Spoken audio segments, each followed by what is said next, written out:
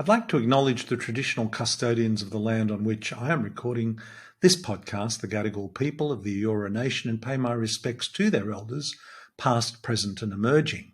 I'd also like to pay my respects to what First Nations people have taught us in terms of connection and respect, a very big focus of this podcast and something I think we all can learn from.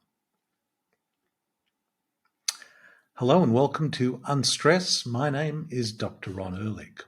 Well, I've been recently involved in Share Life, which is focused on organ transplant. It's a not-for-profit organisation. And it's sobering to learn that, how's this for some statistics. There are 8 million people in Australia from a population of 25 million who have registered as organ donors. So that's about a third of the population. Now, 160,000 Australians die every year from various causes. So you would imagine that a third of those who had ticked the box that organ transplants were available, there'd be organ transplants abundantly available. And when you consider that organ transplantation has a very high success rate, I mean, it obviously does vary according to the health of the person who is receiving that transplant, and obviously that health is compromised, otherwise they wouldn't be receiving it. But there are all sorts of shades of grey even within that cohort. Well, organ transplantation is a topic, and at the end of this podcast, I'm going to, in the show notes, have a quiz for you to do, which we've referenced in a previous podcast, but I'll put it out there again for you to look at and test your knowledge of how organ transplantation fares in Australia. But today it's a patient story, and that patient or person is an individual's story is from Robert Little. And Robert was born with a congenital kidney problem and had his own experience with organ transplantations. And look, I'm not going to spoil the story. It's quite a compelling one and certainly an eye-opener for what people with kidney dysfunction have to go through. I mean, I learnt a great deal from my discussion with Robert.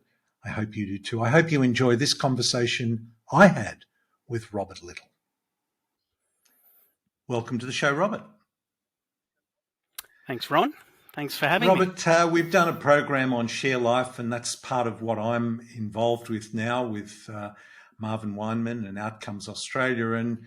And you have quite a compelling tale to tell on this issue. I wondered if you might just share with our listener your story. Yeah, well, I'll start with the potted version. I was born with a condition called posterior urethral valves, which meant that my bladder filled up with urine, and then that pretty much destroyed my kidneys. But they did get me through to the age of 12, and I started what's called peritoneal dialysis, where fluid is drained into your peritoneum, and that is able to filter your blood. Quite smart, quite complex. And then I got a kidney from my mother at 14, and that lasted until I was about 22, 8 years. And then I went back on dialysis, and this time it was on a thing called hemodialysis, where you get an access into your veins and your arteries, and that's probably what people may have seen people on machines. And so that transplant lasted 10 years, from about 29 until 39, and then that failed as well. Sorry, let me go back a step. Mum's was from 14 to 22. Yep. My apologies. Back on dialysis. So on dialysis again for 7 years when I was 29. Then I got a kidney from Dad, which lasted 10 years until I was 39. Back on hemodialysis for another 3 years, approximately till 42. And can't thank them enough, but I got a deceased donor kidney in 2016, and I'm now 6 years later, and that kidney is going strong. So that's the short version, if you like. Wow. Firstly, I didn't realise, there were so many different forms of dialysis. Peritoneal, yep. I mean, yes. As a child, what was involved in that? So it's what's called a bag change, which I did 3 times a day. So it's kind of best to start off overnight. You drain a bag in, say at the last before you go to sleep, and then when I wake up, I drain that bag out, and that will have essentially taken all the impurities out of my blood and the extra fluid in my blood because I wasn't urinating. And so I do a bag change in the morning, and then I do one straight after school, and then another bag change, as I started with, would be done last thing at night. And, there are issues around. One of the main issues with kidney failure is you've got a lot of fluid sitting in your body because you can't get rid of it. So one of the big issues is your heart and your blood pressure. Wow. And I mean, this is from birth, more or less. Is that right? And Yes, so absolutely. you grew up, there was some real challenges growing up as a young, I mean, I'm surrounded by my grandchildren of varying ages up to 7 years old from birth. And the thought of them being, that procedure having to be undertaken is a huge undertaking, isn't it? Yeah, and I mean, prior to that, I'd had enormous amounts of surgery. People who may be listening who have a medical background might know of reimplanting ureters and all kinds of surgery to try and, I guess, get my internal plumbing somehow back to normal. But it just wasn't going to happen. So, but I think, and we may touch on this later, is that it's just, I mean, I used to walk up to a friend's house holding my bag like this above my head, draining in after school, just so I could get to his house quicker and play, basically. Wow. I remember doing that. And I think, I mean, I'm sure it stressed my mother inwardly and father, but they didn't really show it, and it was just a thing to get on with. And I guess when you're born with something, people always say to me, how do you feel if you hadn't had kidney failure and everything? And I guess it's like asking someone who's wearing glasses if they wore them from a young age. I mean, I know no different. Yes. I feel sorry for people who are much older and start dialysis and they're not used to that level of medical intervention, if you like. So that first implant came at what, 14, you said? 14. Yes, yep. And that must have been a total liberation for you. Yes, it was. I wondered if it'd be interesting. Tell us how you felt when I guess you no longer had to carry this bag around with you. Yeah, I felt, it's hard to think back, but I mean, it was great. It was very freeing. I could go on, I could travel, which I guess I hadn't really thought of much at 14, but when I was 16, 17, I traveled to Japan. And I think that it is hard to think back to then, but it was, I guess I felt normal again, if you like. And yeah, I think that I do actually remember saying to a friend, oh, well, I'll never have to have surgery again. Famous last words. But I guess thinking back to my mindset, I kind of felt like kidney failure is done and dusted as a slightly ignorant 14-year-old, I guess. And I've got the kidney now and everything will be fine. And, I don't need to think about medical things anymore.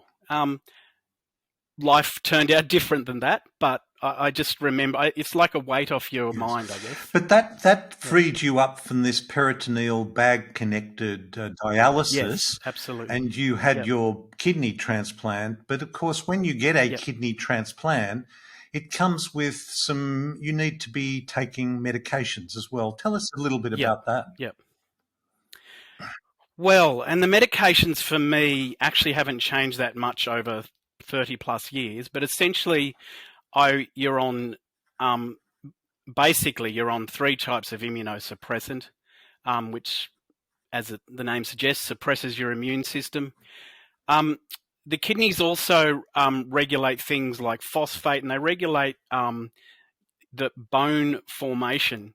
And essentially, one of the big things that I forgot to say is, because it wasn't so well known when I was 14, I actually was walking with my knees banging each other from rickets, that my bones had become so weak. And there was some talk of having to break my legs to straighten them. But once I got the kidney at 14, I guess I had more growing to do. My legs essentially straightened Wow. out. So that, as I think back, that was a big thing, because I did get teased quite a bit for walking with knocked knees, if you like. But essentially, it's the immunosuppressants that create a lot of issues. So unfortunately, I was going through acne at the time, and of course, we know that acne creates bacteria on the skin. And I got very bad cystic acne, and I would put that down to puberty, which could happen to anyone, and of course, not having an immune system to actually even vaguely clear up my skin. So that was something I remember. And in later years with later transplants, I've gotten a lot of, because of my really bad bladder, urinary tract infections, which comes, and of course, in a normal person, you might say it's a low level of bacteria, and I could fight that, or a normal person could, but I can't.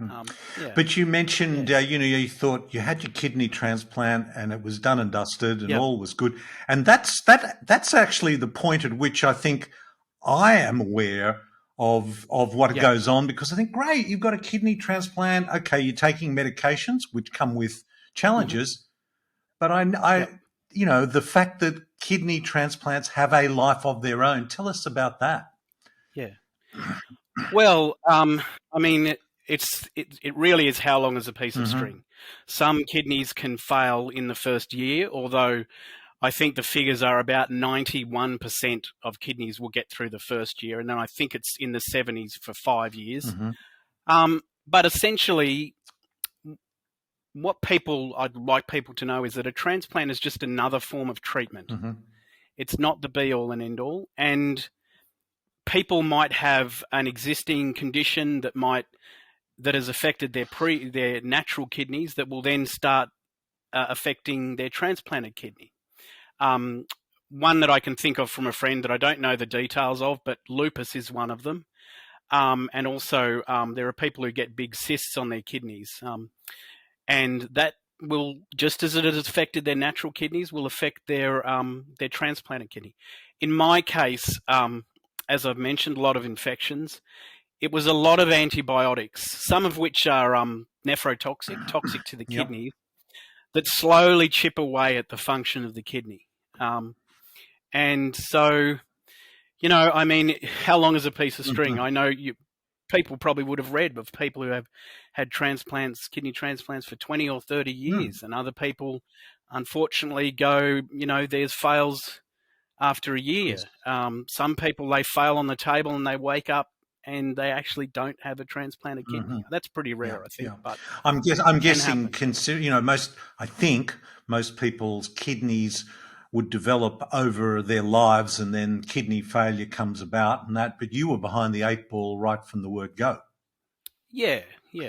I mean, I think, a lot of people, very elderly people will get kidney failure, and that may be something, if you're in your 80s or 90s, I don't think you want to do dialysis, particularly because it's not a great life. I have seen people who are, in their 80s doing dialysis, and it's pretty much they're staying alive to go on a machine 3 times a week, and it's pretty sad. Well, I was going to ask you about that, because you mentioned peritoneal dialysis with your bag as a young child, but the other is hemodialysis, and that's the one that most people will have heard about and be familiar with. Can you just share with us what a week in the life of a person on dialysis is like? Yeah, I mean, well, I can share what this person's week is like. Okay. So I used to dialyse Monday, Wednesday, Fridays, and I would dialyse after work, and I'd be on the machine, let's say, between 4 and 5 hours. So I would and let's say I finished work on Monday, I would drive to the dialysis centre that I was dialysing at, and people do it at home, or they go to, my centre was called a satellite, so it wasn't really a hospital, but it was attached, it was a street away from the hospital. And depending on your dialysis centre, the machine might already be set up for you, or you may have been trained, as I was, in setting up your own machine. And you would then basically either have a nurse put your needles in, or you'd put your own needles in, and you'd have one needle with arterial blood and one needle with venous blood, and it would essentially go through the machine, be cleaned, the water would come off your blood, and it would return to your body. And I heard someone, and this is the line I've always used, and I think it's fair, is that going on dialysis for 5 hours or so is like running a marathon. Not, of course, in terms of running a marathon, but in terms of the stresses on your body. Because if you can imagine, your veins and your arteries are swelled like this because of blood in them, and then they come down like this. And you've got to be very careful, because if you do that too quickly or take off too much fluid too quickly, you can pass out because of the drop in blood pressure. So it's a pretty... I mean, these days it's pretty easy, and people, it's well known, it's well studied. But nevertheless, it's still quite a complex intervention in the human body. But do you have a line in, continuous line in, or do you actually go through venipuncture and those every single time? Yep. I don't know if people can see it, but probably not. But go on. But on my arm, I have a whether they can see it or not. It's a vein joined to an artery, and then I had what's called a loop of Gore-Tex connecting the vein and the artery. So I had a lot of places to put needles. And I have one of those in each of my legs as well, because essentially access is important.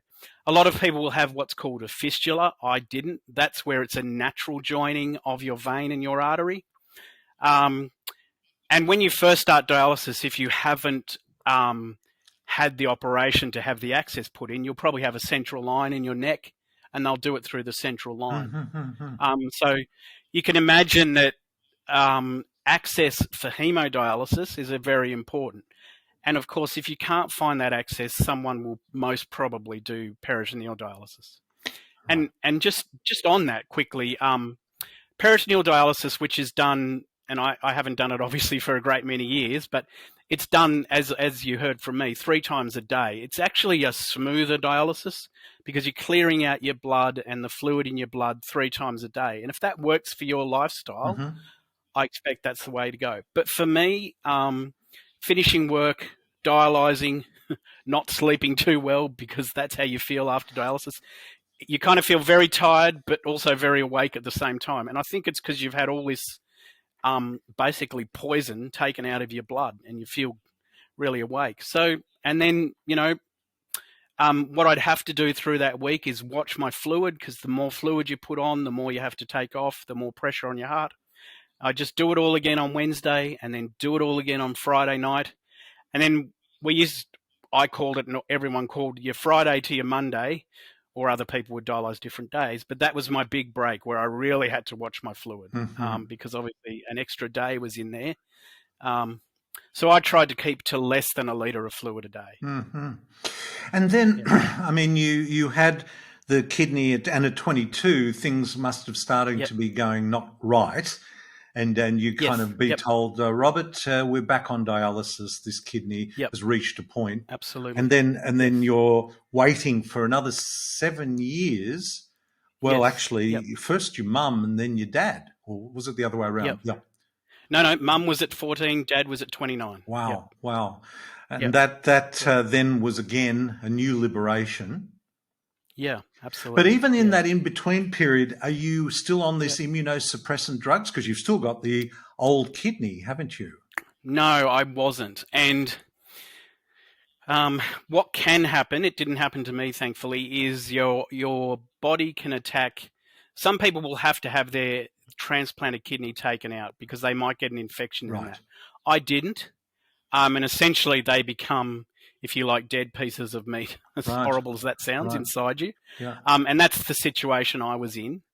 And weirdly, or not weirdly, but when they, and your kidneys are put down in your, I think it's called your iliac fossa, basically the space just above your groin, kind of in your body. And so I had mums in one side and dads in the other. And when I got my 3rd transplant, they had to kind of take out half of dad's to fit number 3 in. Wow. And it was a very long surgery. It was, I think it was at least 10 hours, and then they actually had to dialyze me in the middle of it. So, and And if I remember correctly, they hadn't had to do that for a long time. Wow. Yeah.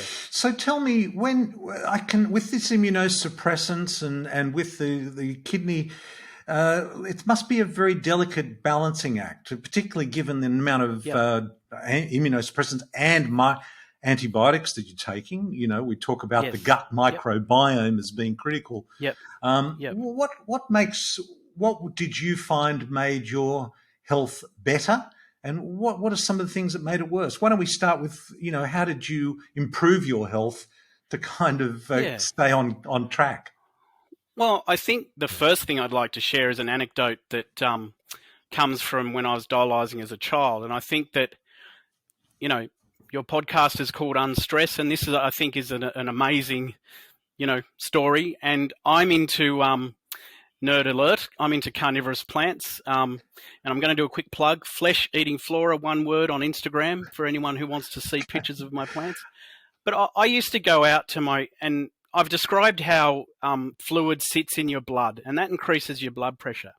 And I would go out sometimes before changing a bag when I was a kid, and before I had my blood pressure done, and I'd just sit with my plants. And I didn't know I wasn't doing it because I thought this will de-stress me. It's just what I did. And it would be amazing that if I'd done that, my blood pressure, which, statistically from previous blood pressures at that time needing that bag change, would have been high. It actually would have been, I won't say normal, but much less elevated than normal. And, that's one thing, I guess, nowadays it'd be called mindfulness or meditativeness. But certainly that's my hobby, and that's quite calming. And it's also a connection with nature, Robert, yeah, and yes, that's absolutely, profound, has a profound impact on people's yes, health yeah. and stress levels And then too. Go on. yeah, and I think that what I guess I'd never really been a sporty person, but what I actually started some boxing when I was had a transplant with just a friend, and that went away. And then I got a personal trainer while I was dialyzing, because you have to be quite fit to actually go through a transplant. So the fitter you can be, the better. And that personal trainer didn't just do boxing. She did all, burpees, which I hate, all kinds of weights bearing exercises and exercises with weights. And I really was pretty fit for what I'd gone through at the age of 39 when I got that transplant. So a little shout out to Emily Milford for doing that for me. And after that, a friend of mine said to me, "Why don't you come along to my karate class?" And I was like, I don't think I've ever hit anyone in anger. I've been hit in anger.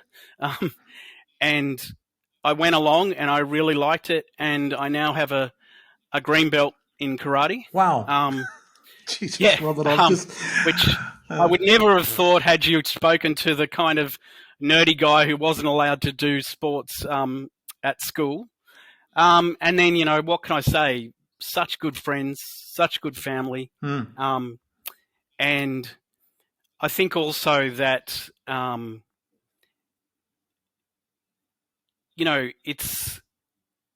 really think that dialysis, because it can be such a long haul, it's the mental health stuff side of things. And unfortunately, I've known people on dialysis who have committed suicide because they just couldn't handle living on a machine. And that's separate to, that's separate to, you may decide not to dialyze. And that is a medical decision, as you might decide any other medical decision. But I'm talking about people who actually decided to take their lives. And it's just, it's a long haul that a lot of people don't know about, being on dialysis and waiting for a transplant. Yeah. And what advice would you give to a person who was being confronted with dialysis and say, look, this is a challenge, this is what I would do? Yep. What would you say to them? Look, this is my mindset, and other people may not have the same mindset, but and it's probably because it was from such a young age, I knew what all my medications did and was supposed to do. I used to put in my own needles, and that's because I believed when you're focusing on trying to get a needle in right, it doesn't hurt as much. And I really believe that. And I think just being aware, and I guess also talking to people.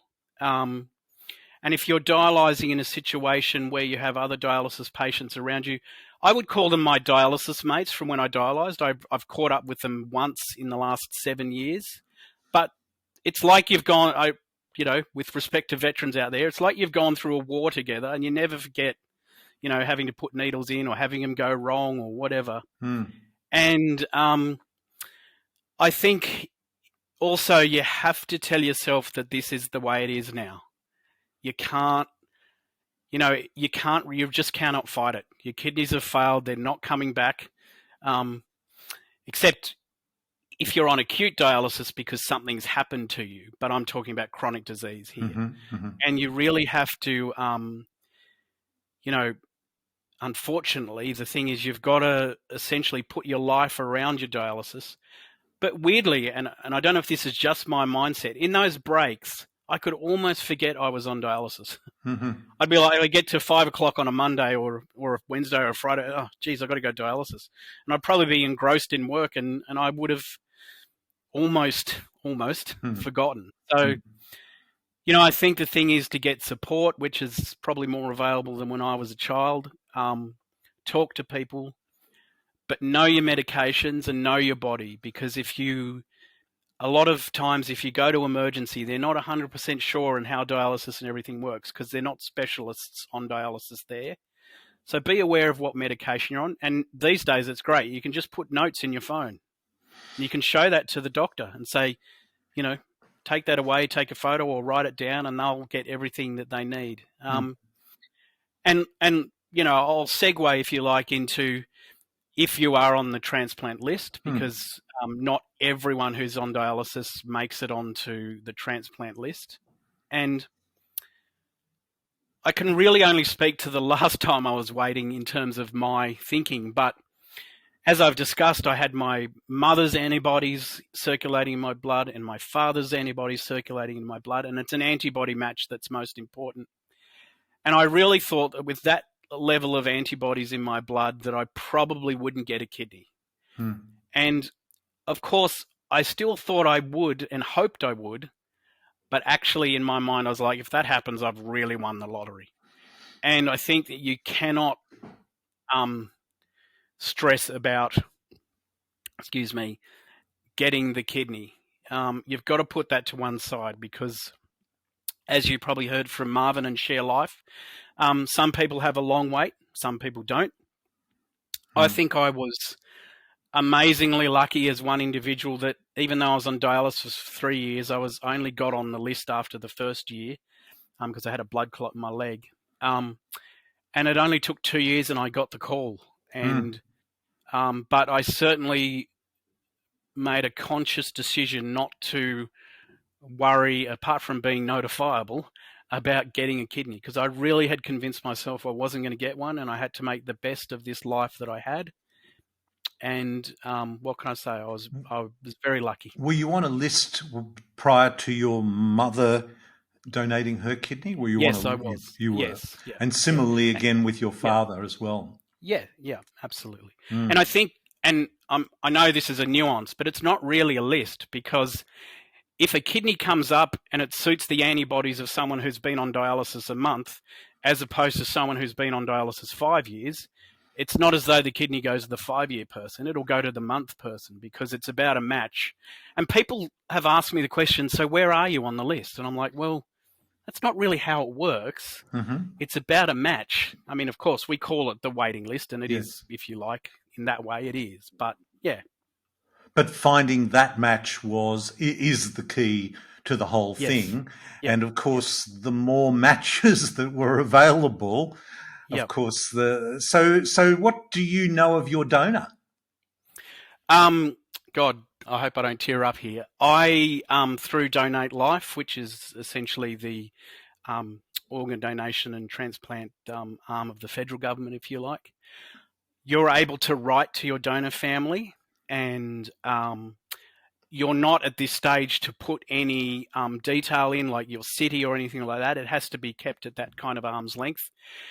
And I got a letter back from my donor's family, and it was the mother and father of I think she was roughly 40 years old lady who had, I'm trying to remember back here, but my understanding is I think she basically just dropped dead in the kitchen and had I think it was a stroke or a brain bleed or something like that. And she had, apart from that, I knew that she had two daughters, which, it's, and after I heard that, I used to see mothers with their two daughters, and it would just, I don't know, it just really kind of hurt, if you like. And there's that part of your brain that you have to remind yourself, like, you didn't kill them. You Yes, actually just got the benefit of the fact that they passed away. And, you know, and there's not much you can say in a letter like that other than thank you. yes, Um, yeah. yes, and that is of some comfort to a Yes. family to Yep. know that through the tragedy of loss, a life has been Yeah. Yeah. improved or even Yep. saved. Yep. Absolutely. Yep. Wow, wow. Yeah. Gee, Robert, what a story! A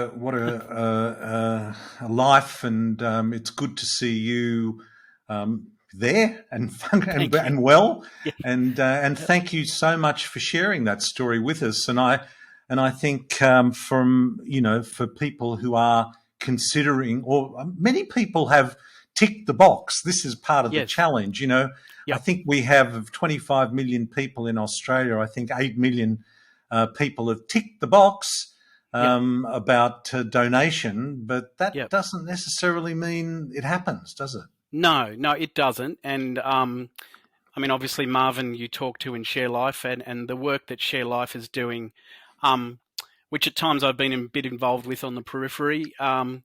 They're trying to get, I guess, a system more like, well, Spain is one example, and I think it's the behind the scenes work that once the box is ticked, and I can give us, I've heard at least two stories where someone's loved one had passed away, and they essentially had to bang the table to say we want to donate our loved one's organs. And I think that, with great respect to all those doctors and systems that have saved my life, just needs to be a little bit better joining up with, people having the right conversation with relatives and knowing when someone's in the ICU and is at that stage where they will be able to donate organs.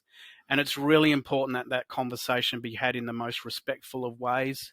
Um, and that's the kind of training that is definitely in Australia, and I think they're getting better. But there's Marvin could speak better to this, as he probably did.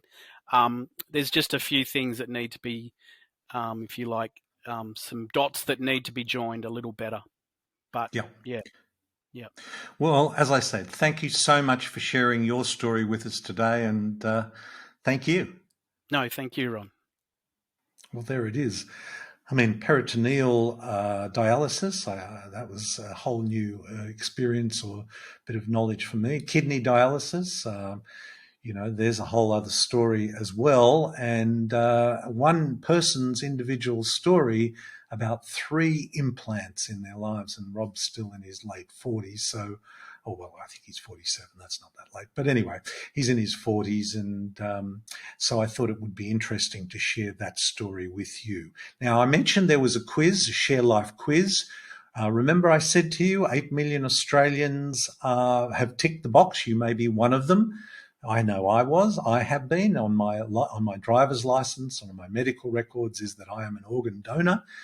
So that's about a third of the Australian population have offered their organ for transplantation on their death.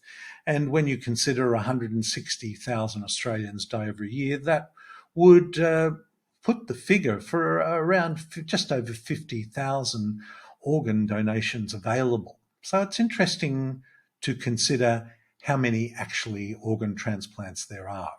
And how many people are on the waiting list? That's another interesting question. So I invite you to visit the show notes and go and do the quiz and see how you go, because Share Life is very much about improving our organ transplant record in Australia and taking us to become world leaders, and do the quiz and find out how close we are to fulfilling that goal.